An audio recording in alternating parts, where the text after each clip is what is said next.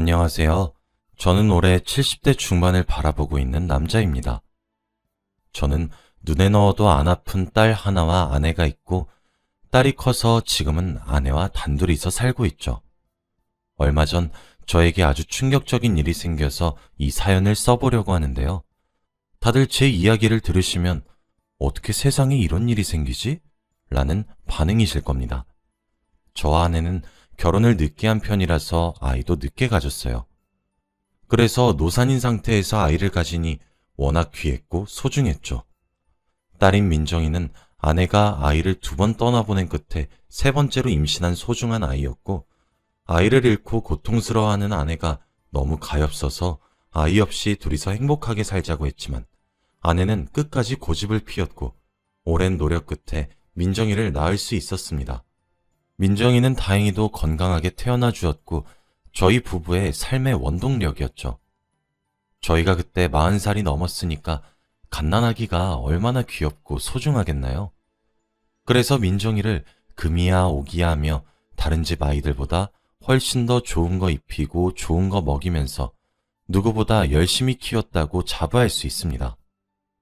저희가 다른 부부들보다 나이가 많다 보니 체력적으로 뒤처지는 부분도 많아서 아이를 오랫동안 놀아주지 못한 게 너무 미안해 더 잘해주려고 했던 것도 있어요.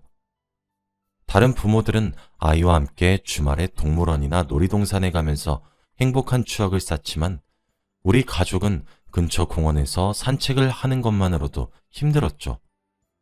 착한 민정이는 다른 친구들이 놀이공원 가고 동물원 갔던 이야기를 들으면서도 저희에게 때 한 번 쓰지 않았고, 집 앞 놀이터만 같이 가줘도 좋아해줘서 우리는 늘 딸 하나는 진짜 잘 낳았다고 말했습니다.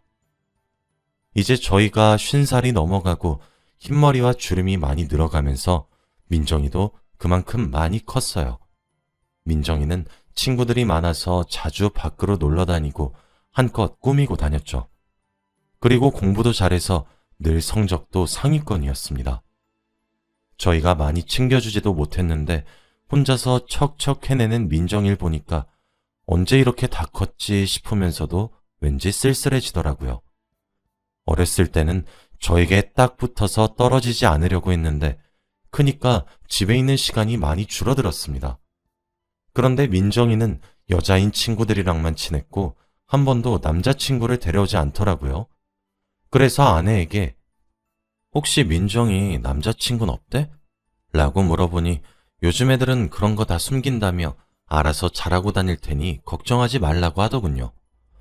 그렇게 몇십 년이 흘렀고 민정이는 직장인이 되었습니다. 저와 아내는 더 늦기 전에 얼른 손주가 보고 싶었는데 민정이는 결혼하고 싶은 마음이 없는 것 같아 보이더군요. 민정아, 네 엄마하고 아빠 언제 죽을지도 모르는데 손주 얼굴은 보여줘야 되지 않겠어? 아빠, 나 결혼하고 싶은 생각 없어. 그리고 결혼하더라도 아이는 안 낳을 거야. 애 낳으면 여자 몸 다 망가지고 일할 때도 차별한다더라? 난 지금이 좋아. 원래 결혼 안 한다고 하는 사람이 제일 먼저 결혼한다. 아빠는 너 30살 되면 결혼하면 좋겠는데. 민정이는 결혼 안 한 채로 평생 저와 아내 옆에 붙어서 살 거라고 하더라고요.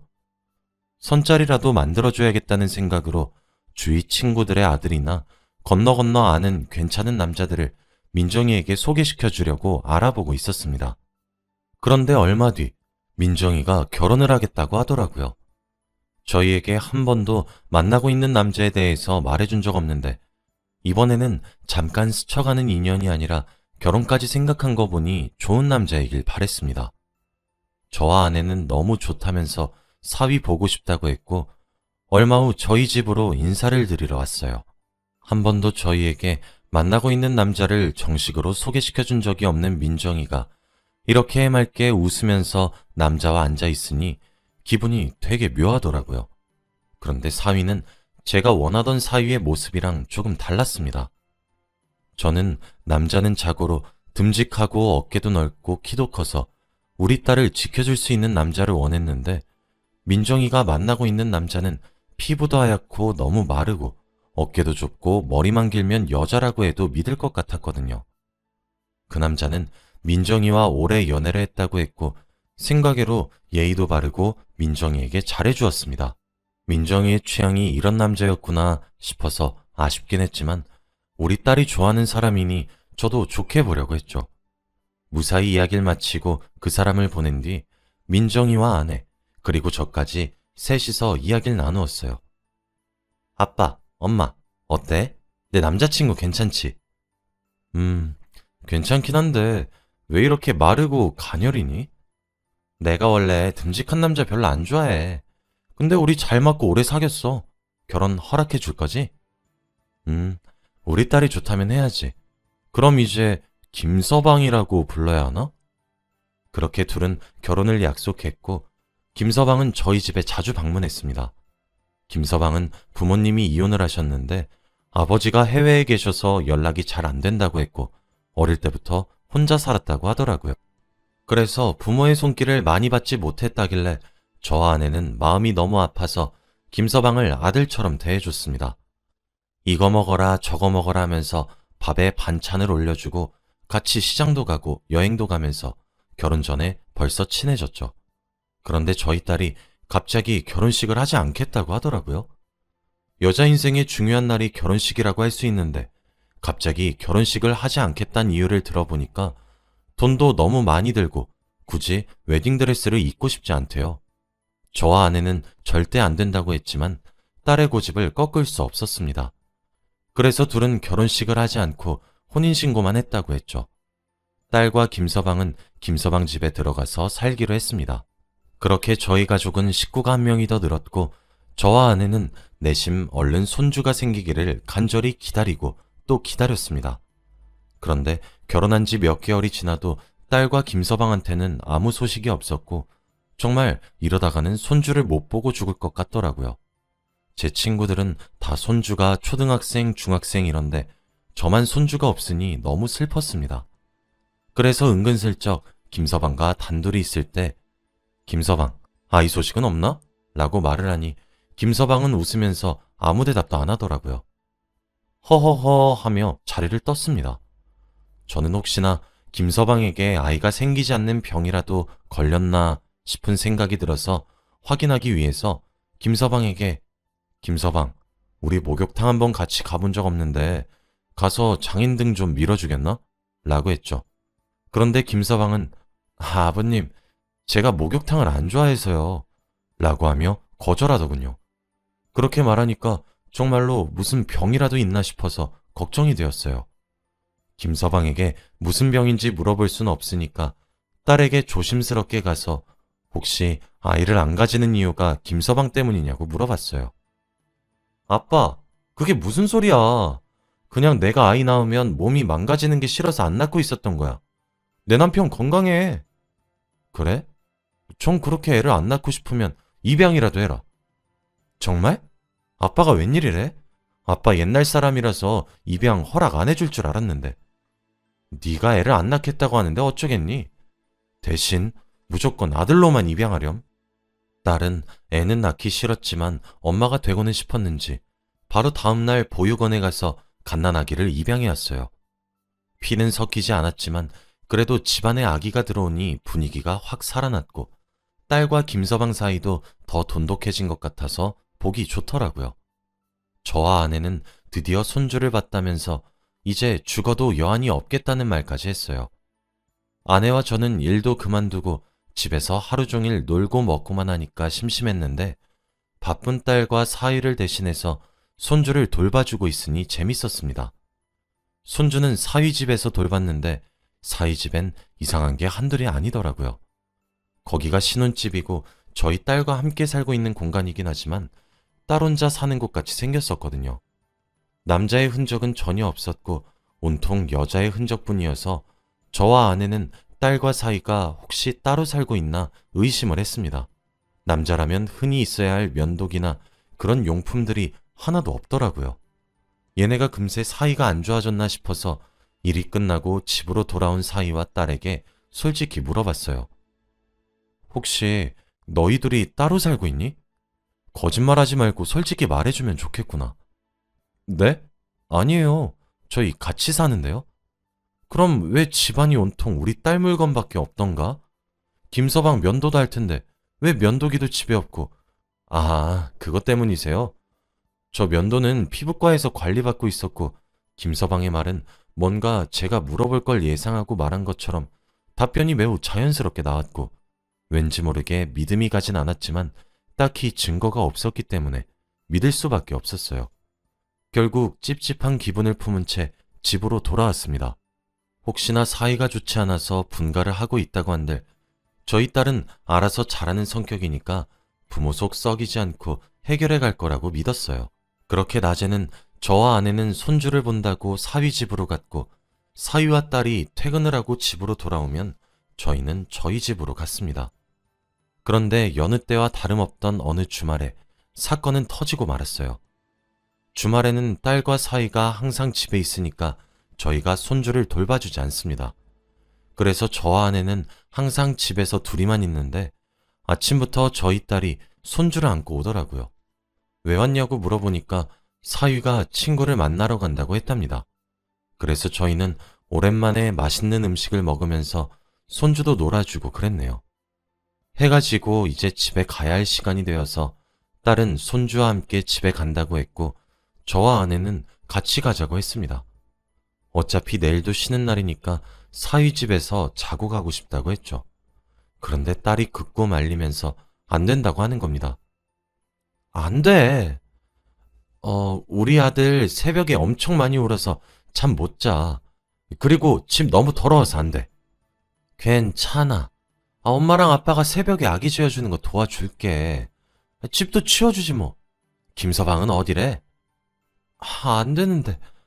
김서방 지금 연락 안 되는데 아마 친구 만나고 있겠지? 그럼 우리가 먼저 가 있자. 김서방 오면 깜짝 놀래켜주면 되지. 딸은 저희를 위해서 절대 안 된다고 말렸지만 저와 아내는 고집을 피워서 가게 되었어요. 가는 내내 사위는 전화를 받지 않았고 저희는 재밌게 놀고 있느라 전화를 받지 않은 줄 알았습니다. 딸이 앞장서서 갔고 딸이 현관문 비밀번호를 누르고 문을 열었습니다. 그런데 안에 사위가 있는지 문이 열리자마자 사위 목소리로 여보 왔어? 라고 하는 소리가 들리더라고요. 밖에서 놀고 있는 줄 알았던 사위가 집에 있다고 하니까 너무 반가운 마음에 사위, 우리 왔네 라고 말을 했습니다. 그런데 거실을 저희보다 1초 정도 먼저 본 딸이 잠깐 나가달라고 하는 겁니다. 저와 아내는 힘을 쓰고 싫다고 현관문을 잡으면서 막무가내로 집 안으로 들어왔고 그때 봐버린 사위의 모습은 아직도 잊혀지지 않네요. 사위는 장발이었고 거실 중앙에 가발 같은 게 놓여져 있었습니다. 사실 그때까지는 김서방이랑 너무 똑같이 생겨서 여동생인가 싶었지만 김서방은 외동이라고 했어요. 그런데 거실에 앉아있던 긴 머리의 여자는 아버님이라고 하는 겁니다. 자기도 아버님이라고 말한 스스로에게 놀랐는지 말하고 나서 입을 막아버렸고 저도 아내도 너무 놀랐죠. 도대체 이게 무슨 상황인가 싶었고 머리가 굴러가지 않더라고요. 그때 아내가 갑자기 울기 시작했습니다. 울면서 저희 딸을 퍽퍽 때리기 시작했어요. 너 다신 그러지 않기로 엄마랑 약속했잖아. 그때 거실에 앉아있던 긴 머리의 여자는 저희에게 와서 무릎을 꿇고 싹싹 빌었습니다. 죄송해요. 정말 죄송해요. 민정이를 너무 사랑해서 민정이 없으면 죽을 것 같아서 그랬어요. 그걸 보고 민정이도 저희에게 무릎을 꿇었고 아빠 엄마 미안해. 어쩔 수 없었어. 용서해줘. 내 맘대로 안 되는 걸 어떡해. 라고 하더라고요. 알고 보니 사위는 남자가 아니라 여자였습니다. 딸은 여자를 좋아하고 있었던 것이었죠. 한 번도 이런 상황을 마주한 적이 없어서 저희를 속였다는 생각에 화가 난 저는 그 여자의 얼굴에 뺨을 내리쳤고 화를 주체할 수 없었어요.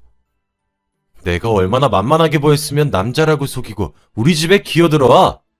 당신 내가 고소할 거야. 그때 갑자기 민정이가 그 여자 편을 들면서 아빠, 왜 때려? 이 사람 나한테 소중한 사람이야. 내가 아빠 속이고 싶어서 속인 줄 알아? 우리도 어쩔 수 없었어. 아빠, 나 여자가 좋단 말이야. 민정이의 마지막 한마디가 제 심장에 꽂혔습니다. 그때 저는 옛날 사람이었어서 여자가 여자를 좋아한다는 게 도저히 이해가 안 갔어요. 그리고 믿고 믿었던 딸한테 그런 배신을 당하니까 화가 났고, 여보, 당장 얘 집으로 데리고 가! 라고 하며 딸에게 화를 냈고, 아내는 저를 말리면서 얼른 집으로 가자고 했죠. 집으로 돌아와서 오랜만에 소주를 꺼내서 소주를 마셨고 깊은 생각을 했습니다. 곰곰이 생각해보니 이제서야 퍼즐이 맞추어지더라고요. 딸이 결혼식을 하지 않겠다는 이유와 아이를 낳지 않는 이유요. 아이를 낳을 수 없었던 겁니다. 저는 도저히 딸을 이해할 수 없었고 당장이라도 병원으로 가서 치료를 받아야 한다고 생각했어요. 그때 방문을 두들기면서 아내가 들어오더라고요. 아까 말한 거 들어보니 아내는 이미 딸이 여자를 좋아한다는 걸 알고 있었던 것 같았습니다. 여보, 아까 말한 민정이랑 약속한 건 뭔데? 사실 고등학교 때 말이야. 내가 우연히 민정이 책상 뒤지다가 편지 한 장을 발견했는데 그게 연애 편지였어. 내가 공부 안 하고 왜 이런 거나 쓰고 있냐고 뭐라 했더니 민정이가 갑자기 울면서 나 여자 좋아해 라고 하더라. 그때 나도 지금 여보처럼 격한 반응을 보였지. 그런데 민정이가 싫다고 다신 여자 안 좋아하겠다고 약속한 게 그거야. 근데 지금 생각해보니까 우리 딸은 딸이잖아. 민정이가 여자를 좋아한다고 달라지는 건 아무것도 없어. 민정이 그냥 우리 딸이야. 우리 딸이 행복한 게 우리가 원한 거 아니었어? 그동안 우리 딸이 많이 힘들었을 것 같아. 딸은 어릴 때부터 그런 성향이 있었는데 저는 전혀 몰랐습니다. 아내의 말을 들으니까 제가 겉으로만 딸을 좋아했지 딸에 대해서 제대로 알지 못했더군요. 그리고 아내와 저는 같이 울면서 딸의 사랑을 이해하기로 했습니다. 처음에는 손주가 너무 불쌍하고 제 상식선에서는 이해가 되지 않았지만 그냥 딸이니까 이해 안 하려고 해요. 어디서 당당하게 우리 딸이 여자를 좋아한다고 말하고 다니진 못하지만 그래도 창피하진 않습니다. 딸이 좋아하는 그 여자도 알고 보니 부모님께 제 딸처럼 여자를 좋아한다는 이유로 버려진 거라고 하더군요. 그래서 연락도 안 하고 혼자서 산 지 오래됐다고 했습니다. 그 여자는 저와 아내에게 찾아와서 속인 거 죄송하다고 사과를 했고 저도 아내도 괜찮다고 우리 민정이만 위해달라고 했어요. 첫 만남 때 몸이 가녀리고 그랬던 게 여자여서 그랬던 거였고 집안에 남성용품이 하나도 없던 것이 사이가 안 좋아서 분가를 했던 게 아니었죠. 그래도 저는 아직 마음으로는 확실히 받아들여지지 않았는지 조금은 어색합니다. 제 나이 70살이 넘어서 별 신기한 경험을 다 해보네요. 제 이야기는 여기까지입니다. 들어주셔서 감사합니다.